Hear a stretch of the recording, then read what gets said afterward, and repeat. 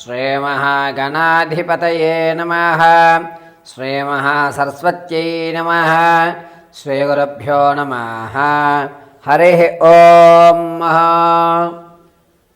ప్రతి మాసము కూడా గ్రహ సంచారంలో అనేటువంటివి ద్వాదశ రాశుల్లో జరుగుతూ ఉండడం వల్ల మేషం నుంచి మొదలుపెట్టుకుని మీనరాశి వరకు కూడా ఏ ఏ రాశిలో ఏ గ్రహస్థితులు మారడం వల్ల వారికి జరిగేటువంటి ప్రభావం ఏమిటి, ఏ స్థితిగతులు వాళ్ళు మారుతున్నారు, ఆర్థికంగా నిలబడేటువంటి అవకాశం ఏమన్నా ఉండబోతుందా, శత్రునాశనం ఏమన్నా జరిగే అవకాశం కానీ, లేదా శత్రువులు మనల్ని ఇబ్బంది పెట్టేటువంటి అవకాశం కానీ అసలు ఏ నెలలో జరుగుతుంది, జరగడానికి ఏ రాశి ప్రభావాల్లో ఏ నక్షత్ర ప్రభావయుక్తంతో ఏ స్థితిలో వాళ్ళు రావడం వల్ల మనలో ఆలోచనలు మారుతున్నాయి అనేటువంటి విషయంలో, పైగా ఈరోజు ఆలోచించేటువంటి విధానం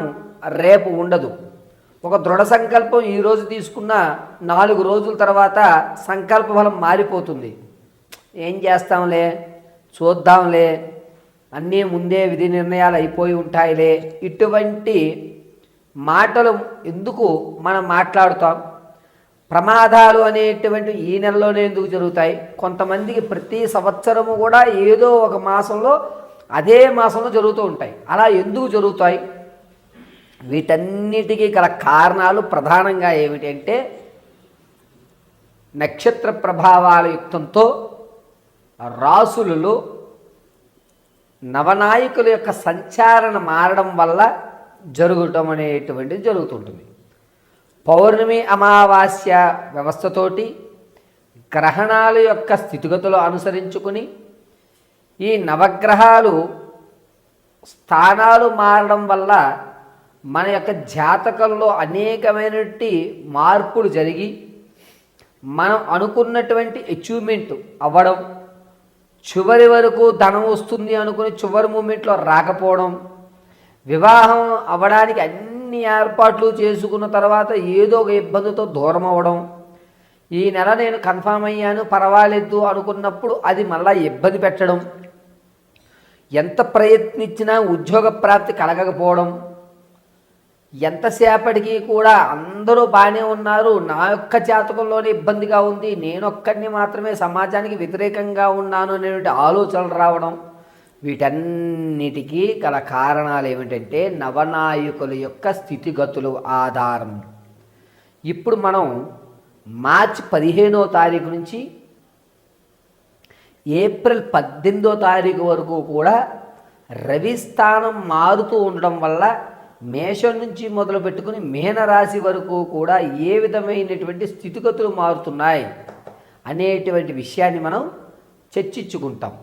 ఏ విధంగా వీరు ఆర్థికంగా కానీ లేదా వీరి ఆలోచన విధానంలో ఏమైనా మార్చుకోవాలా, ఈ నెల నుంచి వచ్చేటువంటి నెల వరకు కూడా వీరి యొక్క ఆలోచన యుక్తం మారడానికి ఏ విధమైన రెమెడీస్ చేసుకోవాలి, అదేవిధంగా కోర్టు సంబంధితం కానీ భార్యాభర్తల మధ్య చికాకులు కానీ లేకపోతే విద్యలో ఉన్నతమైన స్థితిగతులు పొందడం కానీ మీరు అనుకున్నటువంటి రంగంలో అనుకున్న విధంగా మీ యొక్క విజయకేతనం ఎగరవేయడానికి అనుకూల వాతావరణాలు ఎప్పుడు కలుగుతాయి, వీటన్నిటినీ మనం చాలా క్షుప్తంగా చాలా ఈజీగా మనం ఈ వీడియోస్ నుంచి తెలుసుకుంటాం. ఎక్కడి నుంచి? మేషం నుంచి మొదలుపెట్టుకుని మీనరాశి వరకు కూడా రవి సంచరించడం వల్ల జరిగేటువంటి స్థితిగతులు. అందరిలాగే ద్వాదశంలో రవి, అష్టమంలో రవి, రవిస్థానం గురుడు వక్రీభవిస్తూ 8వ ఇంటి నుంచి 11వ ఇంటికి చూస్తోంది. ఇలాగా మనం వివరించామనుకోండి, మీరు అర్థం చేసుకునేటువంటి స్థితులు కొంతమందికి ఉంటాయి, అర్థం కాని వారు కొంతమంది ఉంటారు. కాబట్టి రవిస్థానం మారుతూ ఉండడం వల్ల మేషం నుంచి మీనం వరకు ఏ ఏ ఫలితాలు జరగబోతున్నాయి అనేది మనం అత్యంత క్లియర్గా ఇప్పుడు మీకు వివరించి చెప్పడం జరుగుతుంది. ఈ రవి సంక్రమణ జరగడం అనేటువంటి దాని వల్ల జరిగేటువంటి ప్రభావాలు కేవలం గోచార రీత్యా మాత్రమే తెలియజేస్తున్నాను. ఇది గుర్తుపెట్టుకోండి, నేను తెలియజేసేది కేవలం గోచార రీత్యా మాత్రమే. వ్యక్తిగతంగా కాదు. ఈ విషయాన్ని దృష్టిలో పెట్టుకుని చక్కగా నేను చెప్పేటువంటి మేషం నుంచి మీనం వరకు కూడా రానున్న మార్చి 15వ తారీఖు నుంచి ఏప్రిల్ 18వ తారీఖు వరకు జరిగేటువంటి విపత్తులు, దానివల్ల తీసుకోవాల్సిన జాగ్రత్తలు, మనం ఎదరికి వెళ్ళాలంటే ఏ విధంగా ఉండాలి అనేటువంటి మన కఠినమైన నిర్ణయాలు ఇప్పుడు మనం తెలుసుకుందాం. తదుపరి కర్కాటక రాశి వారు మార్చి 17వ తారీఖు నుంచి ఏప్రిల్ 18వ తారీఖు వరకు కూడా రవి సంక్రమణ జరుగుతూ ఉండడం వల్ల కాస్త ఇబ్బందిదాయకమైన వాతావరణాన్ని కొనసాగిస్తూ తనదైనటువంటి ప్రత్యేకమైన గుర్తింపును లభించుకుంటూ మీకంటూ ఒక ఉన్నతమైన స్థానాన్ని అధిరోహిస్తూ ఉంటారు. ఆర్థిక పరంగా నిలబడేటువంటి అవకాశం లభిస్తుంది. ఎప్పటి నుంచో రావలసిన ధనం కూడా ఈ నెలలో వచ్చేటువంటి అవకాశమే ఎక్కువగా గోచరిస్తుంది. పైగా మీరు పూర్వం చేసినటువంటి గుప్తదానం ఏదైతే ఉందో అది తిరిగి రావడం వల్ల ఆనందదాయకంగా ఉంటారు. నేను ఎప్పుడైనా ఎవరికైనా సహాయం చేసే ఉంటాను కాబట్టి ఈరోజు నాకు అనుకున్న పనులు పూర్తవుతున్నాయని ఒక నిర్ణయం వస్తుంటారు. జనంలో గౌరవం అనేది పెరుగుతుంటుంది. రాజకీయ నాయకులకు మాత్రం కాస్త ఇబ్బందిదాయకంగా ఉంది. ఆచితూచి మీరు మాట్లాడుకోవడం చెప్పదగ్గ సూచన. నిరుద్యోగులకి ఉద్యోగ ప్రాప్తి అనేది ఖచ్చితంగా కలుగుతుంది. ప్రైవేట్ రంగాల్లో మాత్రమే. ప్రభుత్వ రంగాల్లో ఉద్యోగానికి ఎట్టి తావు ఈ నెలలో లేదు.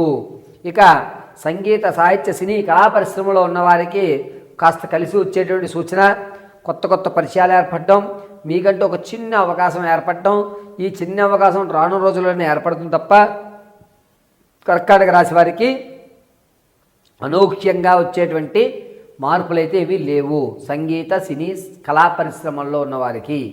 ఇక క్రీడారంగంలో ఉన్న వారికి మాత్రం కర్కాటక రాశి వారికి ఉన్నతంగా ఉందని చెప్పుకోవాలి. ఆరోగ్య విషయంలో చాలా జాగ్రత్తగా ఉండాలి. వీరు ముఖ్యంగా మోకాలకు సంబంధించినటువంటి అనేకమైన ఇబ్బందులు కలుగుతున్నాయి కర్కాటక రాశి వారికి. పైగా ఈ కర్కాటక రాశి వారు మార్చి 17వ తారీఖు నుంచి 29వ తారీఖు మధ్య వ్యవస్థలో అనేకమైన ఇబ్బందులు గురవుతున్నారు. కాబట్టి ఈ కర్కాటక రాశి వారు ఈ సమయంలో ఎవరిని నమ్మద్దు. ధనాన్ని వారికి వెచ్చించవలసిన అవసరం లేదు. పైగా మీకంటూ శరీర ఆకృతికి సంబంధించి, సౌందర్యానికి సంబంధించి ప్రత్యేకమైన గుర్తింపును తీసుకుంటారు. ఆడవారు వివాహం కొరకు ఎవరైతే ప్రయత్నం చేద్దాం అనుకుంటున్నారో వారికి ఈ సమయం మంచి అవకాశాలు కనబడుతున్నాయి.